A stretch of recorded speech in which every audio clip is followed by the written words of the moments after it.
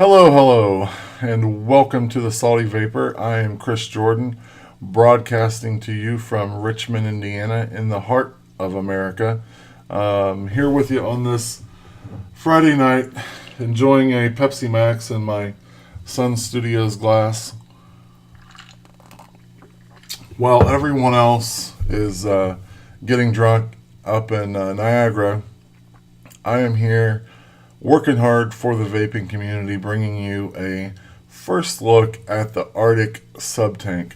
I picked this up just today at Hot Vapes in Dayton, Ohio. It's a brick and mortar in Dayton, Ohio, if you're familiar with the area down around the Dayton Mall. And so my experience is very limited with this device, but it has been positive thus far. And I just wanted to bring you a first look at the device, do an unboxing, take a look at the device, some of the key features, and give you some of my first impressions of the device.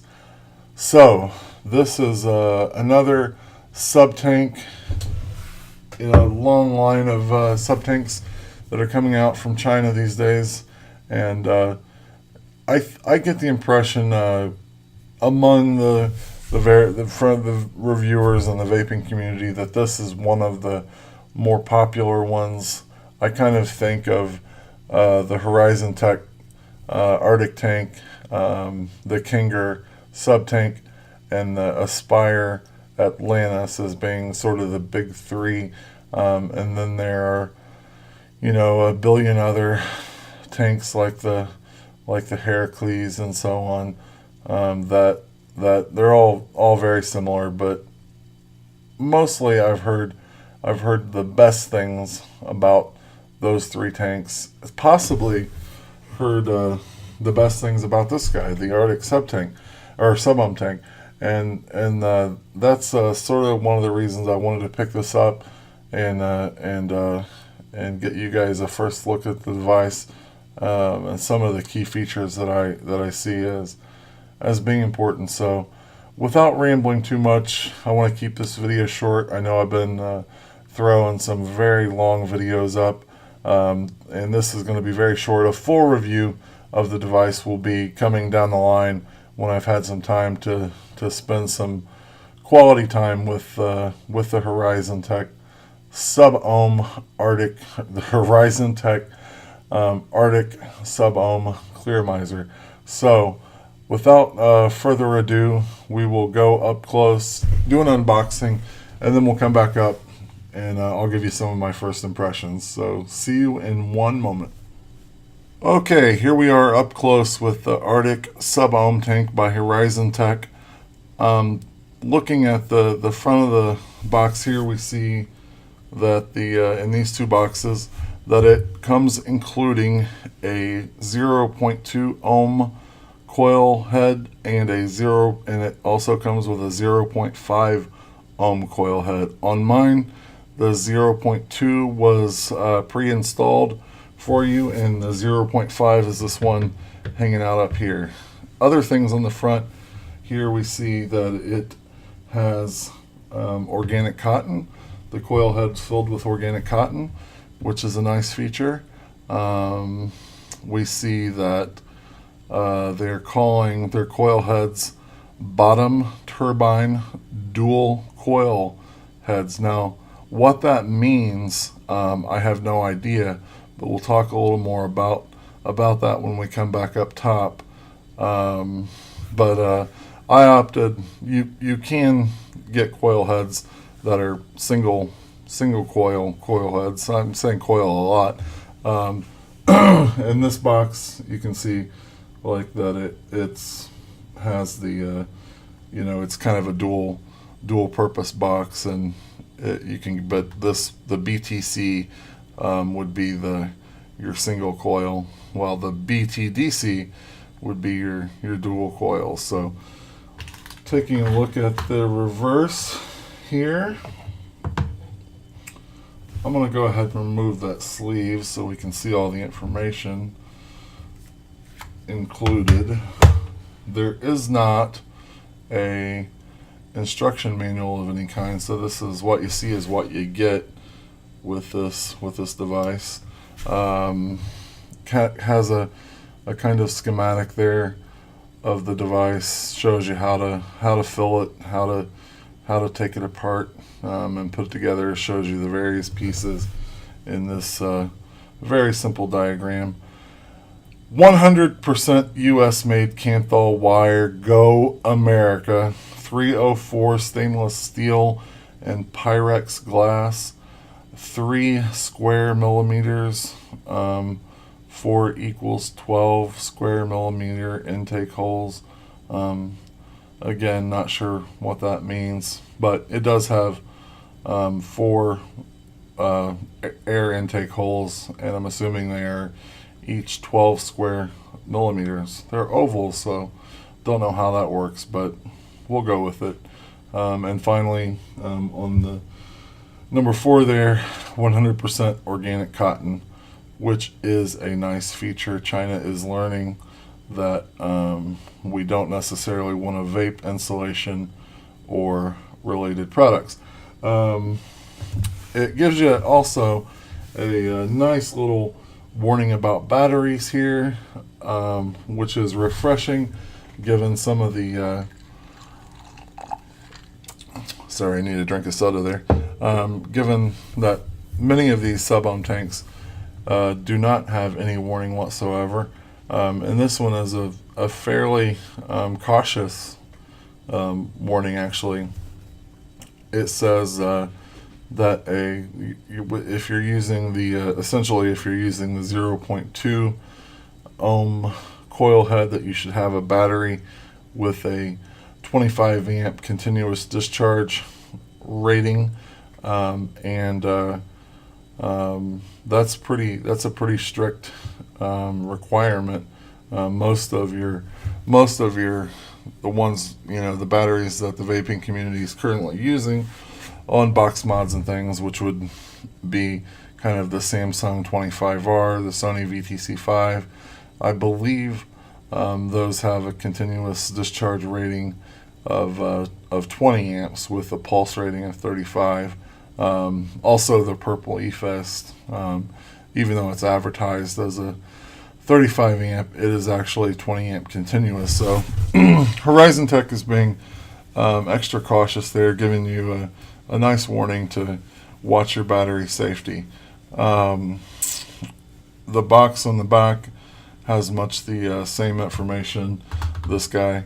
And then we see it was designed and manufactured by Shenzhen HorizonTech Company Limited. So, and it has the web address here on the bottom if you are so interested in that. So let's get this stuff out of the way and take a look inside here at what you get. And what you get is the clearomizer itself. If it comes pre-installed with e-liquid, go ahead and vape it for a while, see if you like. Don't do that. But just to get this out of the way, so we can just look at the clearomizer, it does come with this 0.5 ohm BTDC coil, and we'll take a look at that again in a second. But this is the tank itself. You see it has 1, 2, 3, 4 fairly massive airflow ports there. Provides very nice airflow in my limited experience here. Compared to the Atlantis and Sub-Tank, I think it looks very similar to the Atlantis, of course. Has some knurling around the top here.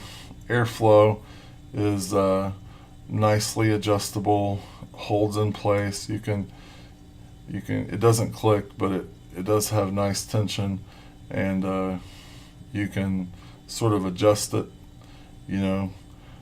to your taste there. Nice adjusting there. Looking at the bottom pin not entirely appropriate for a hybrid, in my opinion. I wouldn't even try it. It is just not protruding enough for use on that. Nice wide bore drip tip. See the top, and there's the bottom. Not doesn't super reduce at the bottom or anything. Nice wide bore tip. And one other thing I'd like to show you before we go back up top and talk about it a little bit is on this coil head. Check out these juice flow ports. They are, and that would be this white area right here. That's your organic cotton inside there. Just nice big juice flow ports, which when I saw those, I thought, hey, I bet I can use some of the Max VG liquids in this that I haven't been able to use on other Sub-Ohm tanks because they just don't wick well enough. And we'll see if that was the case when we go back up top. So let's do that now. I will see you in one moment. Welcome back up top, folks. We are doing some first impressions of the Arctic tank by HorizonTech. Another Sub-Ohm clear miser from China. And after using this, for half a day or so, I've been pretty impressed. And I was trying to think back of my, the level of my impression, or the level of my positive thinking about this device, how that compares to how I felt about the Kinger sub-tank and the Aspire Atlantis when I first got those. Of course, the Aspire Atlantis was the first tank, Sub-Ohm tank of its clear miser of its kind. And it was just so impressive when I first got it, because it was just like, ooh, this is almost like an RDA in clear miser form. So it's kind of in a league of its own. But this one I've been super impressed with. We'll see how that plays out, after I use it for a while, and we'll cover that when I do a full review. But so far I've been impressed. The vapor production, the airflow, very nice.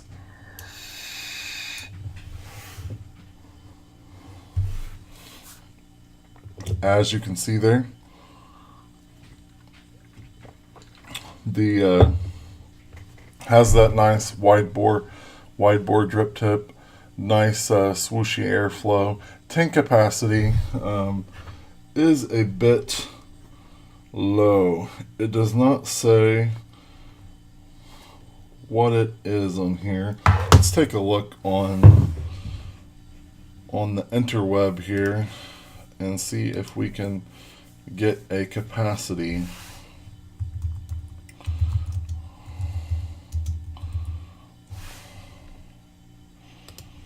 Sorry, should have been prepared for that. But this is an informal quick review, or first look, not a full review. So I'm a little bit less prepared. This is a little more off the cuff than a full review would be. But the first site to come up was Element Vape, and let's see if it tells us how large that tank is. It does not. So we will cover that in the full review. But in case you're wondering, Element Vape has this for $30.55 plus shipping, which is a little bit better deal, of course, than I paid at my brick and mortar. I paid upwards of $40 for it there. So Element Vape has a nice deal on the Arctic tank there.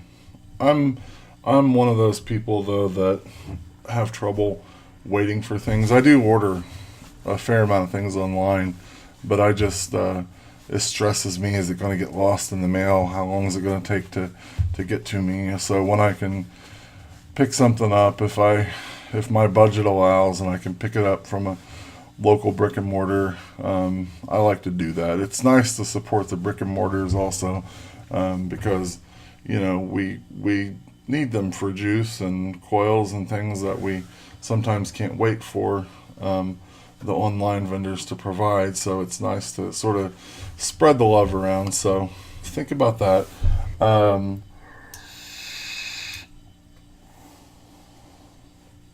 So yeah, flavor wise, good flavor.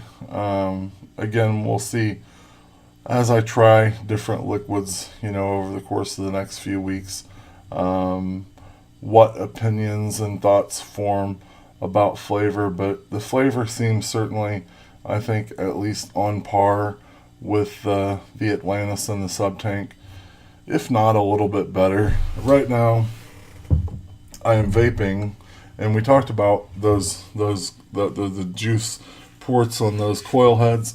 I am vaping Epicloud's Max VG juice, the Mom's Pineapple Cake, 6 milligrams from Namber Juice, and it's wicking quite well. I haven't had any. I did prime the coils. I put got them nice and wet before I installed the coil, and then I even let it set for a little while after I filled the tank, and no dry hits, no burnt taste, wicking well. So my theory that those coil heads would be, and I haven't been able to use this Epicloud's juice in the Sub-Tank or the Atlantis, because I found that I get dry hits, I get a burnt taste occasionally, because their juice ports are just so much smaller on the coil heads for those devices that it doesn't wick. It wicks other high VG juices quite well, and I vape Carnage and Looper, and I vape a lot of the Bombies line in those tanks, and they do quite well. But this Epicloud's juice is just so very thick that, and I like it so much. I was sort of disappointed that I had to only use that in a dripper. But now the Arctic tank seems to be filling the bill in terms of wicking that very thick e-liquid. So thus far, my impressions are very positive on the Arctic tank. I do have one concern, and that would be this whole BTDC bottom turbine dual coil business. And what does that mean?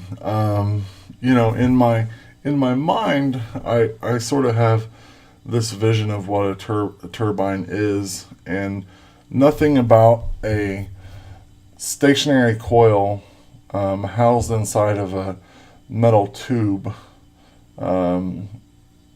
would scream out turbine to me. And it sort of bothered me so much that I looked up the definition to turbine.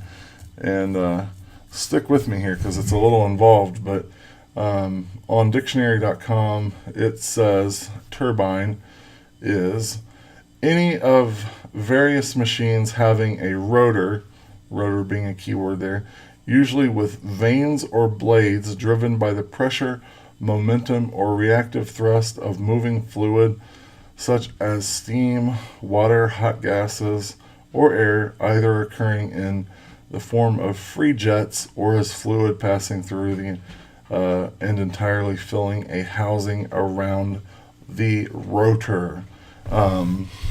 Again, there's a lot of confusing language there, but the key there is that a turbine is a machine having a rotor. This being, something that rotates. Nothing rotating in here. And this is like one of the more blatant, just trickster advertising techniques that I've seen in the vape world. to call this a turbine. You know, even calling the turbo RDA that some of you might have seen reviews on a turbine is questionable, but it's at least in the ballpark of a turbine.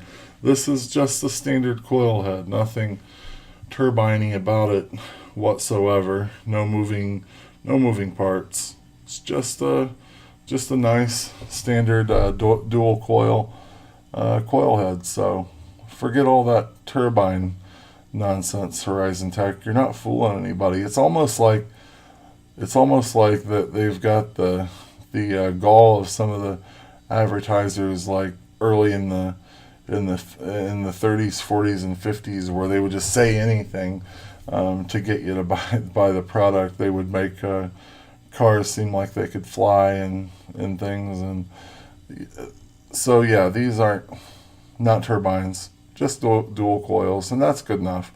No need to try and fool us with that business, HorizonTech.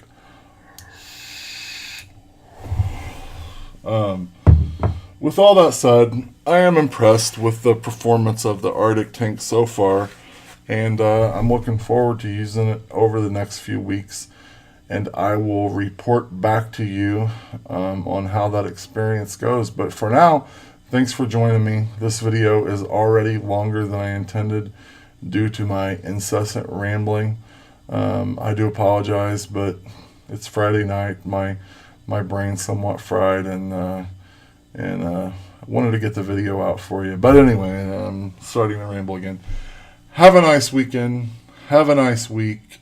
Hopefully our vaping friends will be back from Niagara soon and putting out more videos, and we'll get to check out some new stuff on their channels.